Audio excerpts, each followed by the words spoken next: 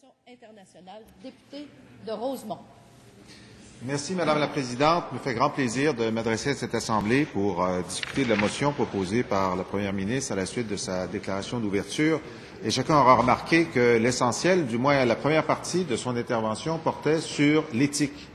Et je crois que cette Assemblée, la 40e législature, les 40e rugissants, sont investis d'une mission importante, un peu comme celle dont était investi René Lévesque lorsqu'il s'est présenté en 1976 ici avec un groupe de jeunes collègues qui avaient donné au Québec une réputation qui lui manquait à l'époque, une réputation d'intégrité et d'innovation dans l'intégrité.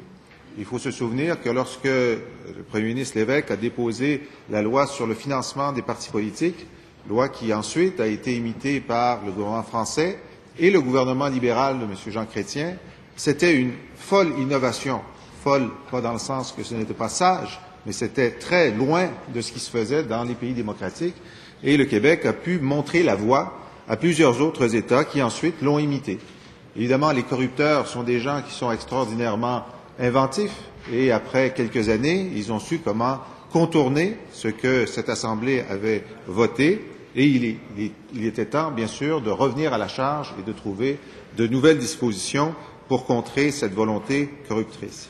Mais je pense que cette Assemblée a encore un devoir plus grand, si c'est possible, que n'était celui qui incombait à l'équipe de René Lévesque, parce que la réputation du Québec ces dernières années a été très entachée par l'augmentation, la dissémination de ce cancer qui est la corruption, et nous avons pu vivre ces dernières années une détérioration de l'image du Québec à cause de cela.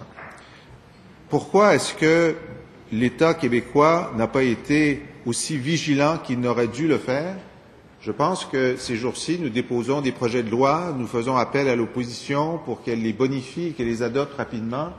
Mais je pense que cette volonté de collaboration ne doit pas nous conduire à fermer les yeux face à ce qui s'est produit avant cette élection. Le temps de l'action est venu, bien sûr, mais il faut savoir qu'il ne suffira pas d'adopter des lois pour rétablir l'intégrité. Il faut aussi rétablir un état d'esprit. Et l'intégrité, ce ne sont pas que des règles, des lois et des règlements, mais c'est un état d'esprit. Et on a vu ces dernières années ce qu'il ne faut pas faire si on veut maintenir un état d'esprit intègre. Alors, si on devait faire cette liste, sans vouloir accabler personne, on devrait dire, bien, par exemple, ce qu'il ne faut pas faire, c'est qu'un premier ministre élu ne doit pas prendre des dizaines de milliers de dollars par année comme supplément à son salaire personnel pendant 10 ans et ne pas en informer la population. Ça, ce serait une chose à ne pas faire si on veut créer un climat d'intégrité. Une autre chose à ne pas faire, c'est demander à ces ministres de ramasser chacun 100 000 dollars par année. Je ne dis pas que c'est illégal, mais je dis que si on veut créer un esprit d'intégrité, il ne faut pas mettre des ministres du gouvernement dans une situation qui les pose dans la zone grise de l'éthique, où ils doivent se tourner vers des contracteurs, vers des individus, des citoyens, qui ont des activités économiques leur permettant de financer le parti politique. Et d'ailleurs, on a vu par glissement que cet état d'esprit qui s'éloignait de l'intégrité, qui prenait des risques avec l'intégrité, a conduit 2 ou 3 ministres de l'ancien gouvernement à dire candidement « c'est normal que les compagnies financent un parti politique. » Non, c'est illégal. Mais le climat ainsi créé était tel que même les gens qui sont les gardiens de l'intégrité ici avaient oublié qu'un des éléments essentiels de notre loi de financement des partis politiques est que les entreprises, comme les syndicats ou organisations, n'ont pas le droit de donner à des partis politiques. La culture de l'éthique, encore une fois, au-delà des mesures, c'est aussi de savoir qu'il est important d'intervenir en amont. Lorsque les premiers signes de la corruption ou de la collusion apparaissent, il est important d'intervenir avant que ça empire. C'est un peu ce qu'a fait René Lévesque et c'est un peu ce que nous faisons maintenant dans une situation où, dès notre arrivée, nous insistons sur ces aspects. Mais si je reprends ma question, que faut-il ne pas faire? On a un exemple récent. Lorsque les premières allégations, les premières indications ont été données vers 2004, 2005, 2006, rien n'a été fait par le gouvernement précédent. Et ensuite, devant une pression populaire massive, au dernier moment, le dos au mur, mandat a été donné à celui qui deviendrait député de Saint-Jérôme de faire un rapport sur la collusion d'un ministère des Transports. Mais vraiment au dernier moment, au pied du mur, dans l'improvisation, sans trop savoir ce que ça donnerait. Et ensuite, sous la pression, puisque ce n'était pas suffisant, parce que des maires commençaient à dire qu'ils étaient dans l'obligation de donner des contrats à des gens qui ne semblaient pas au-dessus de tout soupçon, une première opération a été autorisée, l'opération Marteau, mais encore là, au pied du mur, sous la pression, le plus tard possible, et ensuite l'UPAC, au pied du mur, le plus tard possible. Et évidemment, cette commission d'enquête Charbonneau, qui était demandée d'abord par notre collègue député de la CAQ et ensuite par le Parti québécois et ensuite par les ingénieurs, le barreau du Québec, et ensuite par la FTQ Construction, et ensuite même par le chef de la deuxième opposition, dans cet ordre, Madame la Présidente, dans cet ordre. Eh bien, il a fallu attendre que la pression soit intenable avant que l'ancien premier ministre accepte d'imaginer une formule de commission eunuque. Parce que dans sa première version, elle était eunuque, cette commission. Elle n'avait même pas les droits que des commissions d'enquête générales peuvent avoir. Et c'est ensuite par un genre de concours de circonstances qui a mis un peu dans l'embarras le chef actuel de l'opposition, qui disait que c'était non seulement non nécessaire, mais probablement nuisible. Dans cette Chambre, pendant des mois, on nous a dit qu'une commission d'enquête, proprement dite, serait nuisible. Et finalement, heureux dénouement, dans un discours devant son parti, l'ancien premier ministre a admis que finalement, ce ne serait pas si nuisible que ça, ce serait peut-être une bonne chose, et donc la commission a pu commencer à travailler. Alors, quand on fait la liste de ce qu'il ne faut pas faire si on veut une culture de l'intégrité, nous avons à notre disposition une très bonne liste dans l'histoire récente de la politique québécoise.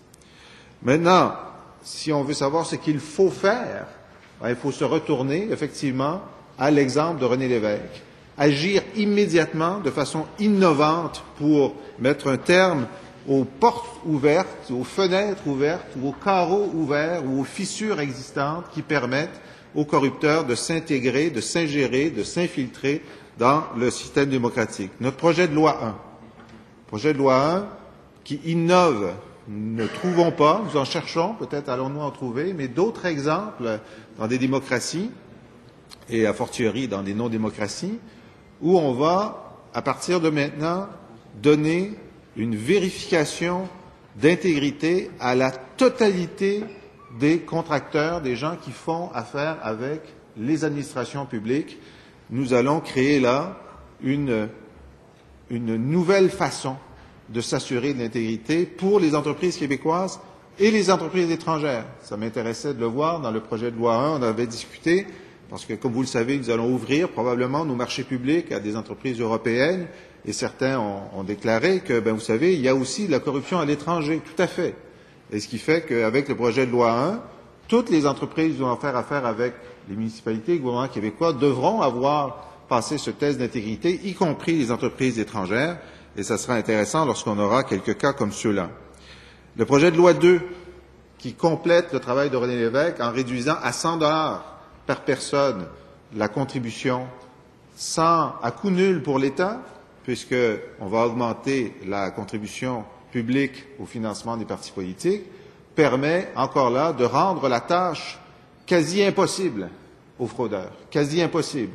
Et je salue mon collègue, le ministre des institutions démocratiques, pour avoir déposé ce projet de loi. Et ensuite, le lendemain, il a déposé le projet de loi 3, qui, lui, nous permet de cesser la politisation de la date de l'élection, qui a été vue, en fait, comme un bris d'éthique, puisque cette capacité d'un premier ministre de choisir est-ce que c'est maintenant, est-ce que c'est dans 3 mois, est-ce que c'est dans 6 mois, et d'organiser des événements autour de son propre profit politique, je pense que ça nous éloignait de l'esprit d'intégrité, de la culture d'intégrité que nous voulons rétablir au Québec.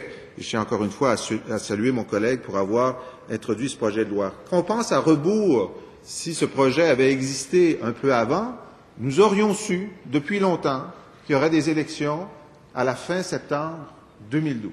Nous l'aurions su. C'eût été plus difficile alors pour le gouvernement précédent d'organiser la rentrée des classes obligées à la mi-août en espérant qu'il y ait du grabuge avec une élection déclenchée le 1er pour le 4 septembre avec cet événement souhaité, c'est-à-dire du grabuge dans le milieu de la campagne pour permettre une réélection des tenants de la loi et l'ordre. C'était le plan. Évidemment, le plan a été déjoué par la très grande maturité de la cohorte 2012 des étudiants qui ont décidé de se retirer de la cible et donc de déjouer ce plan électoral. Mais repensons à ce qui se serait produit si nous avions su que l'élection était légalement à se tenir à la fin septembre. L'ancien gouvernement n'aurait pas pu jouer avec les dates, n'aurait pas pu jouer avec une crise sociale qu'il a délibérément envenimée, et on aurait eu une élection plus sereine, dans un climat normal de retour prévisible à l'électorat. L'intégrité, c'est une culture aussi, c'est une culture qui dit quelque chose aux autres sur nous. Ça nous le dit à nous, mais ça le dit aux autres. Et la réputation que le Québec est en train de se faire dans le monde, c'est une réputation de création, d'innovation, de culture, de qualité de produit, et c'est ce qu'on veut, et de démocratie. Et c'est ce qu'on veut que les autres pensent et sachent de nous, parce que ça nous rend fiers d'être ce que nous sommes, et ça attire chez nous des talents, des artistes et des investissements. Mais si pendant plusieurs années, ce qu'on dit de nous à l'étranger, c'est que nous sommes exceptionnels par le niveau de la corruption et que nous sommes exceptionnels par l'incapacité ou la faible volonté du gouvernement d'agir là-dessus, eh bien, ça n'attire ni les talents, ni les investissements. Et je ne sais pas si un jour des économistes pourront calculer le coût économique qui a été imposé au Québec ces dernières 5, 6 ou 7 années par cette incapacité du gouvernement précédent à prendre vraiment ce dossier à bras-le-corps et d'arrêter la collusion au moment où elle progressait, mais ce coût doit être énorme. Alors, que faire maintenant? Ben, ce qu'on doit faire, c'est de prendre ce boulet et en faire un atout.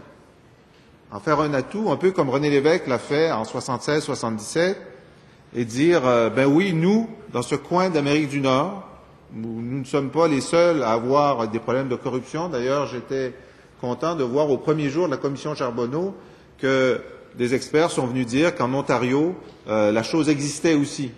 Était-elle pire, équivalente, moins pire? Difficile à dire. En ces matières, les indicateurs fins sont difficiles à saisir. Mais en tout cas, il est certain que le Québec n'est pas un endroit qui est hors norme en matière de corruption et de collusion. Cependant, si nous travaillons correctement, et je pense que nous avons commencé à le faire, nous pouvons devenir hors norme dans notre lutte contre la corruption. Et comme cette loi de M. Lévesque était devenue un modèle pour le monde, nous devons aussi essayer de faire en sorte que d'ici 1 an ou 2, ce que nous avons fait pour éradiquer la corruption et la collusion au Québec, pour faire rétablir la culture d'intégrité, devienne un modèle. Et que d'autres viennent voir chez nous ce qu'on a fait avec la loi 1, avec la loi 2, avec la loi 3, avec les mécanismes qu'on va ajouter. Je peux vous dire que mes collègues travaillent sur plusieurs aspects et que ce n'est pas terminé l'action législative et réglementaire que nous allons mettre en œuvre pour rétablir la culture d'intégrité au Québec.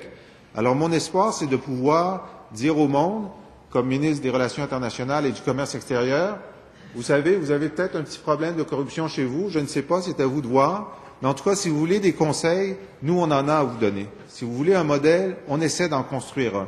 Comme on s'est tourné vers New York pour voir comment eux avaient créé une unité permanente, après avoir fait le ménage, une unité permanente de validation constante de l'intégrité des contracteurs pour la ville de New York.